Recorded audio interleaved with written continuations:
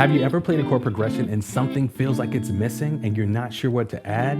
In this video, watch me take an R&B progression and give you an idea to make the progression sound better.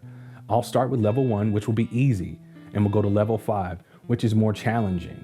When you add these levels to your playing, your progressions will never sound boring. So I'm going to share with you a simple plan to help you step out of these different levels and start developing your own unique progression. But first, if you aren't familiar with the number system, we have to start here.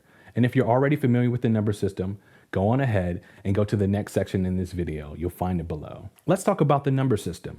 The number system is a way to communicate what the progression is based on a number. You assign a number to each note on the major scale. There's a specific chord type for each note in the major scale.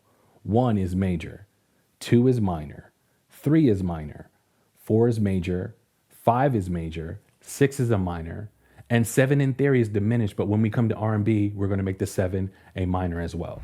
What's the progression we're going over today? The progression is 4, 3, 2, 1, 7, 3, 4. I know this feels like a lot, but stay with me.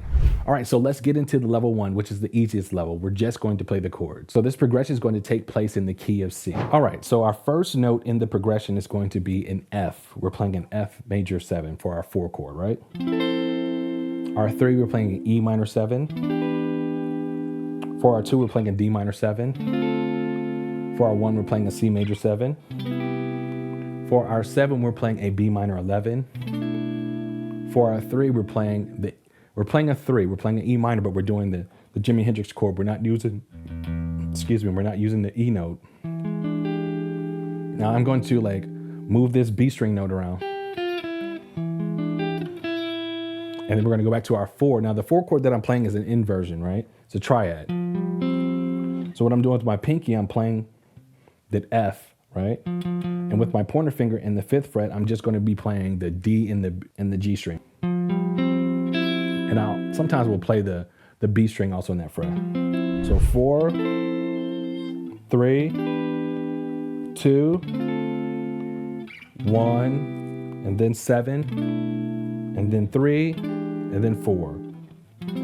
Remember, the 3 and the 4 are going to be different on the back end of the progression. Now in level 2, what we're going to be doing is we're going to be adding some ear candy to the progression. What we're going to be adding specifically is arpeggiations. What is arpeggiation? Arpeggios on the guitar is that you play the individual note at a time instead of just playing them all at once. An example, instead of just playing strumming, you just through each individual note. So for the level 2, we're only going to be using the arpeggiation on 3 chords. On the back end of the progression, 7, 3, and 4. We're not going to use it on the top part of the progression. We're just going to use it for the back end of the progression. 7, 3, 4,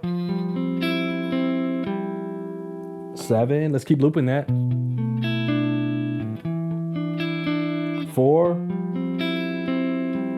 Now what I want to do is I want to show you how we played in the full progression. So I'm going to play the full progression and do the arpeggiation on the back half. 4, 3, 2, 1, 7, 3, 4. One more time. 7, arpeggiation. 3, the arpeggiation. On 4. Now in level 3, we're going to add licks.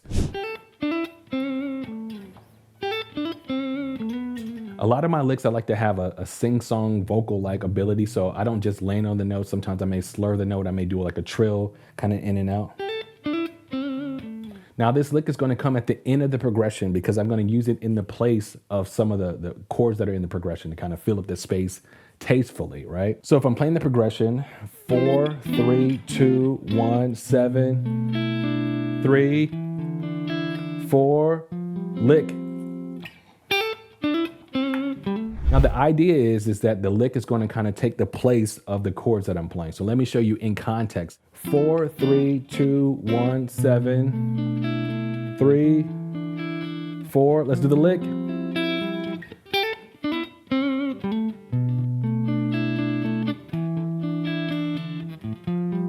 Lick again. By the way, if you want to learn how to create licks, or if you need some help kind of create licks, join me in my online community, Kerry's Camp. You can find out more about it in the description. Now let's keep going. In level 4, we're going to use chord substitutions. Chord substitutions occur when the chord is replaced by another that makes the function of the original sound the same, right? The chord progression that we're going to substitute with, we're going to start with that 2, right? And when I'm playing my 2, I'm going to take my middle finger, my ring finger off, and then I'm going to slide to the next position in the triad.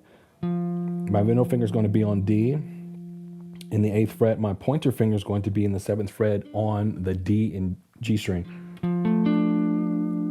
And then I'm going to slide down to the 7th fret. My ring finger is going to be on the A string, and then my pointer finger is going to be in the 5th fret on the D and G. So all together. So how it's going to replace, I'm going to show you. So I'm going to play the regular progression and then do my chord substitute. So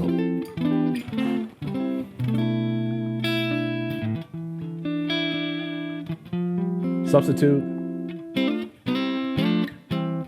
7, 3, back to the 4, top of the progression. Now I want to make sure that you don't rush in this level. You want to practice it slow until you get it and you get it underneath your hands. Then you want to move up with the desired speed as you improve. All right, let's go to level 5. Now that we're in level 5, we're going to take all the levels that we covered and put them together. So let me show you how it sounds, okay? So initially I'm going to start out with the super basic, right?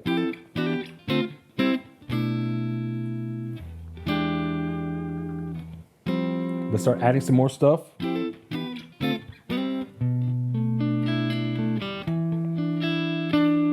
Let's add that lick.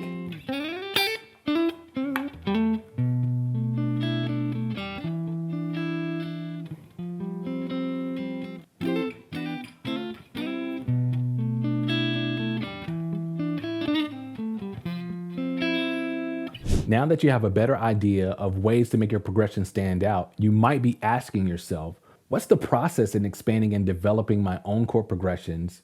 That's a great question, and here's exactly what I do. So what I typically do is I will find a chord progression that I like. So let's go 1, 4, 2. As I'm playing the 1, 4, 2, I want to see, okay, what can I do to enhance it the next time that I go around? Just want to kind of experiment until I land on something. So as I'm kind of experimenting, I'm kind of finding my sweet spot, what I want to do. And as I'm kind of working on each level, I want to decide what feels good. And once I feel like that part starts to feel good, then I want to transition to the next. I want to kind of continue to keep expanding. The whole part is trying to expand at each level, right?